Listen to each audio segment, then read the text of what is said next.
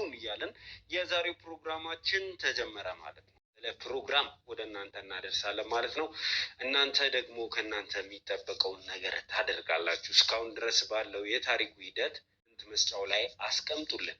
ከምንም ቀድማችሁ ደግሞ ይህንን ቪዲዮ ላይክ አድርጋችሁ ጀምሩ። ለወዳጅ ለዘመዶቻችሁ እንዲደርስ ደግሞ ሼር ማድረግ እንዳይረሳ። እንግዲህ እስከዛሬ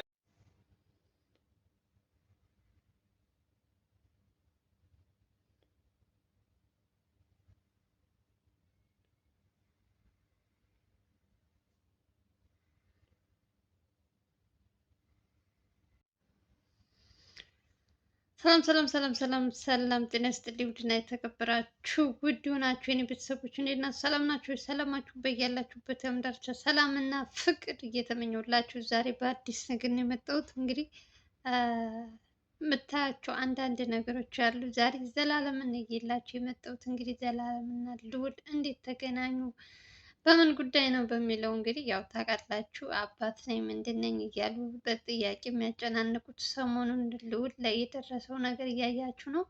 በሱም ምክንያት እንግዲህ ዘላለም እና ልዑል ሊገናኙበት የቻሉት አንድ ነገር አለ። እሱንም እስከ መጨረሻ ምነግራችሁ ይሆናል። ያው ዘላለም ሁልጊዜም የሆነች ነገር ሲሰማ ከወንድሙ ጎን አለውልህ የሚለው ነገር አለ ታውቃላችሁ። ሁልጊዜም ቢሆን እነሱ አንድ ናቸው። ዛሬ ዋነኛው ልዑል ጋር የመጣበት ምክንያት እንግዲህ ዘላለም ያው በዚህም ጉዳይ ላይ ትንሽ እሱ ካለበት ችግር ካለበት ጭንቀት ለማውጣት እንግዲህ ነገሮችን ሁሉ በተረጋጋ መንፈስ እንዲያስብ እና እናቱንም ብዙ ማጨናነቅ እንደሌለበት በጣም ብዙ ነገር ነው እንትን ሲለው የዋለው እና ያው ዘላለም ታውቁታላችሁ ለሰው ልጅ ያለው እንትን እና ያው እናቱም በዚህ ባልሆነ ነገር እያስጨነቀ እናቱ ከሚታመሙበት ልዑል ማን ነው አቤል፣ አው ሶሪ ይቅርታ፣ ዘላለም ምን አይነት አይዲያ እንዳመጣ ታውቃላችሁ? እሱ ራሱ ከራሱ ጋር አብሮ እንትን ሆኖ ልዑል እንትን በማይልበት የእሱ ዘመዶች ምናምን የተባሉትን እንግዲህ ያው ደግሞ እንግዲህ እንትን ካላሉ ዘላለም ሙሉውን እንትን ክፍለ ሀገርም የት አዲስ አበባ ሆኖ በአባቱ በኩል ዘመንን የሚሉት ሰዎች እንግዲህ ዘላለም እየሄደ ቤታቸው ድረስ እንግዲህ እውነቱን እያጣራ እውነቱ ላይ እንደሚደርስ ቃል ገብቶለታል። ከጎንህ ነኝ መቼም ቢሆን የሆነ እንትን ነገር እስከሚገኝ ድረስ ትክክለኛ አባትህ ነው የተባለውን እስከሚገኝ ድረስ እንግዲህ ከአንተ ጎን ነኝ ብሎ እንግዲህ ጀግናችን እንግዲህ ቃል ገብቶለታል። እናቱን ደግሞ ልዑል ካሁን በኋላ በጥያቄ እንዳያስጨንቃቸውና እንዳይታመሙበት እናቱን ከዚህ ችግር ለማስወጣት በተቻለው አቅም እንግዲህ ከቤታቸውም እየሄዱ ስለሆነ እንግዲህ ዘመንን እያሉ በአባት በኩል የሚመጡት ወላጅ እናቱ ቤት የልዑል እናት ቤት ድረስ መሄድ ስለጀመሩ እነሱንም እንግዲህ ለማስቆም ብዙ ነገሮች እንግዲህ አካባቢ ያሉትንም እንትኖች እያጣሩ ከእናቱ ሰው እንዳይቀርብ ለማድረግ እናቱ ለጤንናዋ ማለት ነው። ጭንቀት እኮ አንዳንድ ጊዜ በጣም ያላሰባችሁት እንትን ውስጥ ነው የሚከታችሁ እና በዛ ምክንያት እንግዲህ እሱም እንደዛ እያደረገ ነው ያለው። ዘላለምም እንግዲህ እግዚአብሔር ይስጠው በተቻለው ሁሉ እሱን ለማገዝ እንግዲህ ያለውን የያዝኩትን ስራ መጨረስም ካለብኝ ጨርሳለሁ፣ ያለዛ ደግሞ በአቆማውም ችግር የለውም ካንተ አይበልጥም ብሏል። እንግዲህ ጀግናችን እግዚአብሔር ይስጠው። ሁልጊዜም ታውቃላችሁ ዘላለም ማለት የልዑል ቀኝ እጅ ነው እና አቤልም እነ ቴዲም አሉ። ግን ደግሞ አሁን ትንሽ ነገሩን ያለማጋገል ነገሩን እንዳይብስ ምናምን ለማድረግ ያክል ቀለል አድርገው ሁለታቸው ለመስራት ተስማምተዋል ማለት ነው። እንግዲህ ደግሞ ልዑል ሀሳቡን ካልቀየረ ባለፈውም በኤልሳ እንትን እንደዚሁ እንስራ ብለው ሲያማክሩት ልዑል አይሆንም እኔ እንደጀመርኩ ነው የጨርሰዋለሁ ምናምን ስላላቸው ነው የተውት። አብዛኞቻችሁ ለምን አያግዙትም፣ ለምን ችግር ውስጥ ሲገባ ዝም ይሉታል ምናምን የሚል ብዙ ነገሮች እያየው ነበርና እኛ እንደ ተመልካች እኔ በተለይ በደንብ እያየዋቸው ነው የሚሰሩትን ነገሮች እና ይጠይቃሉ። የሆነ ነገር ሲፈጠር ሁልጊዜም ከመጠየቅ ወደኋላ አይሉ። ግን ደግሞ እውነቱ ደግሞ እስከሚወጣ ድረስ ያለውን ነገር ለማጣራት ሁለታቸው መተባበር፣ ሁለታቸው መትን ማለት ስላለባቸው ይመስለኛል። በዛ ምክንያት ነው እንግዲህ የኤልሳም ጉዳይ ዝም የተባለው። ኤልሳም ኦልሬዲ አሁንም ቢሆን የእሷ ጉዳይ እኮ ከልዑል እንትን አልወጣም። በሆነች ነገርም እየተጠራ እየሄደ ነው። ስለዚህ እሱንም በተመለከተ እንግዲህ እያንዳንዳቸውን እያጣሩ እንግዲህ እውነት ላይ ለመድረስ እንግዲህ በተቻለው አቅም ልዑል እየሞከረ ነው። አሁን ላይ ያለበት ሁኔታ እንግዲህ ያው ትንሽ ጭንቀት ላይም ሀሳብ ይሄ ሁሉ ጥያቄ ለምን አሁን ላይ መጣብኝ ብሎ ብዙ ጥያቄዎች እንትን ይልበታል። እናቱም እንግዲህ በተቻላት አቅም እንግዲህ ልዑል ዘላለም ዛሬ በጣም አሪፍ ሀሳብ ነው ያመጣው። በሱ ሀሳብ ተስማምቶ እናቱን ለትንሽ ጊዜ ምንም አይነት ጥያቄ እንዳይጠይቃት ቤቷ አርፋ እንድትቀመጥ እያደረገ ነው። መሆንም ያለበት እንደዛ ነው። ኦልሬዲ እናቱ ተናግረዋል። ምንም አላስታውስም ሕፃን ሆኖ በዛ ሰዓት እርጉዝ እንደሆንኩም ምንም በማላውቀው እንትን ነው የተፈጠረብኝ እና ብዙም አላስታውስም ብለዋል። እንግዲህ ወደ ራሳቸው እንትን እስከሚሉ ድረስ ማስጨነቅ የለባቸውም። ያው እውነቱ መውጣቱ ስለማይቀር የዛ ሰዓት ይናገራሉ ብዬ አስባለሁ። እስከዛ ድረስ ግን እንግዲህ ዘላለም እና ልዑል አብረው ተባብረው እንግዲህ የልዑል የት እንዳለ ትክክለኛ አባቱን ለማግኘት እንግዲህ ብዙ ሰዎች እየመጡ ነው፣ እያያችሁ ነው። እንግዲህ ዘመነን ምንድነን የሚሉ ግን ዋናው ነገር ትክክለኛውን ማስረጃ ትክክለኛውን እንትን የሚናገር ሰው የለም እንጂ ሰው ጠፍቶ እኮ አይደለም፣ የሚናገር ሰው ነው የጠፋው። ስለዚህ እሱንም በምንትን ለማለት እንግዲህ ሁለታቸው ከሆኑ ቢያንስ በትንሹ ነገሮች ሁሉ ይስተካከላሉ ብዬ አስባለሁ። እንግዲህ እግዚአብሔር ያግዘው ወንድማችን ልዑላችንም የእውነት ለብዙ ሰዎች ችግር ሲፈታ ነበር። አሁን ደግሞ የራሱ ችግር ደግሞ በጣም ካሰበው በላይ ሆኖበታል እና ይስተካከላል ብዬ ተስፋ አደርጋለሁ። ሞር ደግሞ ዘላለም ካገዘው ታያላችሁ በቅርብ ቀን ምን አይነት ለውጥ እንደሚያመጡ ሁለታቸው አንድ ከሆኑ። እንግዲህ ክፍለ ሀገርም ያሉትንም ዘላለም ከሱ ሰዎች ጋር አብሮ ሄዶ እንደሚያጣራለት ነግሮታል። እንግዲህ እግዚአብሔር ይስጠው ወንድማችን። በዚህ ሰዓት ሰው በሚያስፈልግ ሰዓት ከጎንሽ የሆነ ሰው መቼም ቢሆን ልትረሹ መቼም ቢሆን እንትን ልትዩ አትችይም እና ዘላለም ደግሞ ትልቅ ሰው ነው። የእውነቴን ነው የምላችሁ። በቃ የሆነች ነገር ሲፈጠር ሩጦ መጥቶ ከጎን የሚሆን ሰው የልብ ጓደኛ ሲባል በጣም እንትን ይላል። ይሄ የእውነት መወለድ ቋንቋ ነው። እነሱ ትብብራቸው ሁልጊዜም እኛን እንዳስደመመን ነው። አሁንም ፈጣሪ አይለያችሁ፣ ነገም ዛሬም ሁልጊዜም ክፉን ያርቅላችሁ እያላችሁ ዘላለምን በደንብ እንድታመሰግኑ ትፈልጋለሁ። ሞር ደግሞ ዘላለም የተጨነቀው ለልዑል እናት ነው። እየመጡ ያልሆነ ጥያቄ የቆየ ታሪክ እያወሩ እናት ግን መምተኛ እንዳያረጉብህ አንተ ለምን በዚህ ልክ ትፈቅድላቸዋለህ? እናት ግን ተዋት ብሎ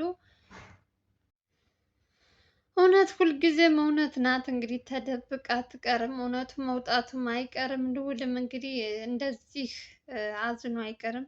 አሁን ላይ ሆን ብለው ተነስተው መጥተው የዛሬ ስንት እንግዲህ አስቡት፣ ይህ ሁሉ ጊዜ የት እንደሆኑ ባልታወቀ ሁኔታ ዛሬ በልዑል በደስታ ቀን ሊያገባ ነው በተባለበት ቀን እንደዚህ አይነት ነገር መጥተው ሌላ ችግር ውስጥ የፈጠሩ ሰዎች እነዚህ ሰዎች የፈለገው የእሱ ዘመዶች ምናምን ሊሆኑም ይችላሉ፣ ግን እስካሁን የት ነበሩ? አሁን ዘላለም ከተነሳበት ይሄ ጉዳይ ላይ እንግዲህ አብዛኞቻቸው ወደ ገጠር ነው ብሏል ልዑል። እንግዲህ እዛ አካባቢ ያሉትን ጎረቤት ምናምን እንደምንም አድርጎ አወጣቶ የልዑልን አባት ማወቅ ይቻላል ብዬ አስባለሁ። ልዑል እንደምታዩት ነው፣ በጣም ከአቅሙ በላይ ሆኖበታል። ስራውን ራሱ እኔ በጣም ይገርመኛል። አንዳንድ ቪዲዮ ራሱ ቀርጸው ወደ እናንተ ማስተላለፋቸው በጣም ነው የሚገርመኝ እውነት። ሰው በዚህ እንትን ላይ ሆኖ የሆነ ሀሳብሽ አንድ እንትን አይሆንም። ከባድ ነው በራሱ ላይ እንደዚህ አይነት ነገር እንትን ተብሎበት፣ እሱ ግን ቪዲዮ ደቅ ነው ምናምን ሲመጡ ራሱ ብርታቱን ሳላደንቀው አላልፍም። የእውነቴን ነው የምላችሁ። በጣም ጎበዝ ነው። በጣም ለስንት ሰው የቆመ ነው ነገሩ። ይችላል ውል በእርግጥ አንዳንድ ሰዎች ብዙ ጥያቄዎች ኮሜንቶቻችሁን እያየሁ ነበር። እናቱ እንዴት አታውቅም አብራት የተኛውን ሰው እያላችሁ እንደዚህ አይነት ኮሜንት አትጻፉ። እንደው እንትን በሉና ይሰማዋል እኮ እሱም እናቱ አይደለች እንዴ? እንደዚህ አይነት ነገር ስትጽፉ አሁን እሱ ላይ መልስላችሁ ይችላል። የሆነ ሉንታ ምናምን የሚባል ሸም የሚባል ነገር አለ። እሱ ነገር ሊኖርበት ይችላል። እያንዳንዳችሁን ኮሜንት ያነባል። ግን ደግሞ በዚህ ልክ ደግሞ ሰውን አታሽማቁ ፕሊዝ። እናት ናቸው። የድሮ እናቶች እኮ ስለ ልጆቻቸው እርግዝና ራሱ ሳያውቁት ነው የሚወልዱ። የእውነቴን ነው የምላችሁ ሲወራ ምናልባት ከሰማችሁ ማለት ነው። እና የልዑል እናት እንግዲህ ከድሮ እናቶች ጋር ስለሆኑ ብዙም ላያውቁ ይችላሉ። በዛ ሰዓት ቴክኖሎጂ ነው በየጊዜው እንትን ማለት ምናምን እንደዚህ ነገር ስለሌለ እንዳሁኑ አይደለም። ስለዚህ አንፍረድ፣ ያልሆነ ኮሜንት አንጻፍ። ልዑልም የባሰ ያንን ነገር የጻፍነውን ሲያነብ የሚሰማው ስሜት ሊኖር ይችላል። ስለዚህ በተቻለን አቅም እውነቱ መውጣቱ ስለማይቀር እንጠብቅና በትዕግስት እውነቱ ላይ ስንደርስ በዛ ሰዓት መፍረድ ትችላላችሁ። የፈለጋችሁትን መጻፍ ትችላላችሁ። በእናቱ ቦታ ብትሆኑ እናንተም እንደሚሰማችሁ እንግዲህ አስቡት። ስንት ዓመት ሙሉ እንደ አባት እንደ እናት ሆኖ ያሳደገችው ልጅ አሁን መጥቶ አባቱ እንደዚህ ነው ሲባል የሆነ እሷም እኮ የሚሰማት እንትን አለ። ግን ሞት ደግሞ ለእሱ ደስታ ስትል ደግሞ እሷ አስመስላ ምናምን እየሳቀች ልታያት ትችላላችሁ። ሞር አይዶን ነው እኔ ምን እንደምላችሁ አላውቅም። የእውነት ትንሽ በእነሱ ቦታ ስትሆኑ ግራ የሚያጋባችሁ ነገርም አለ። ዘላለም ደግሞ የሆነ ነገር ከያዘ ታውቃላችሁ፣ ምንም ነገር ከሱ ማስረጃ አያመልጥም። እውነቷን ይዞ እስከ መጨረሻው ድረስ እንትን ካለ በቅርቡ ቀን ለማየት ያበቃችኋል። ትክክለኛ አባቱን ያገኙታል ብዬ አስባለሁ። እንደው በህይወት ካሉ ማለት ነው። እና አቤልም እንግዲህ ከተቻለ ቢያግዟቸው እና ወደ ክፍለ ሀገር ያሉትን ሰዎች ሰው ስለሚያስፈልግ ወጣ ብለው በደንብ አድርገው እንትን ቢሉ ይሄ ነገር ለልዑልም እናት እረፍት ይሆናል፣ ለልዑልም እረፍት ይሆናል። ስራቸውን በአግባቡ እንዲሰሩ በአንድ ሀሳብ እንዲሆኑ ሀሳባቸውን እንዳይበታተንባቸው ያግዛቸዋል። ስለዚህ ጥሩ ነገር ይፈጠራል ብዬ አስባለሁ። ዘላለም መምጣቱ ዛሬ አሪፍ ነገር ነው የሆነው።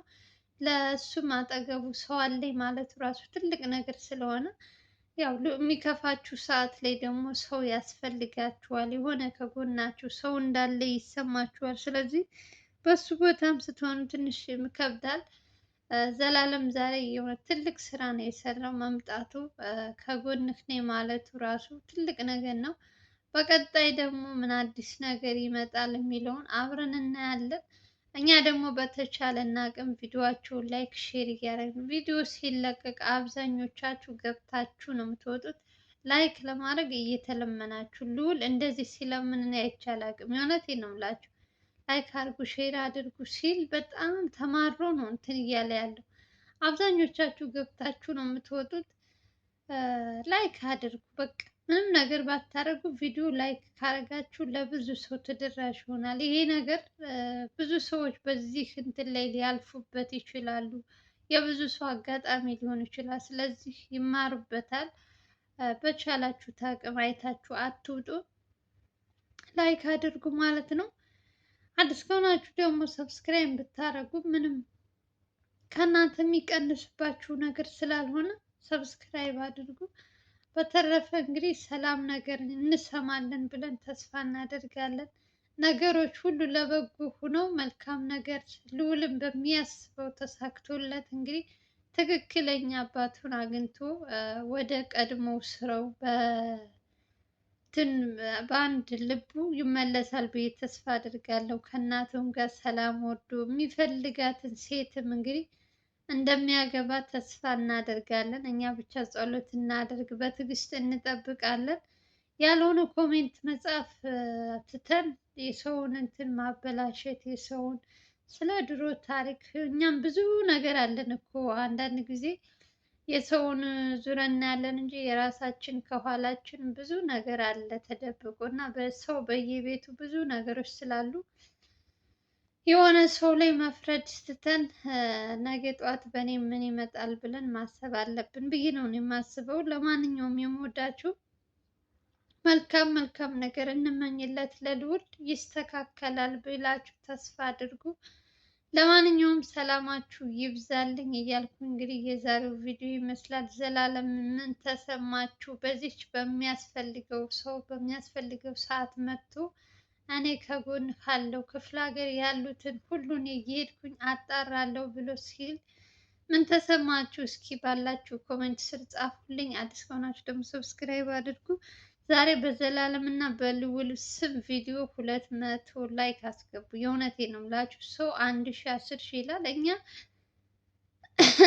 በአቅማችን ነው የምንኖረው። 200 ካረጋችሁ በቂ ነው።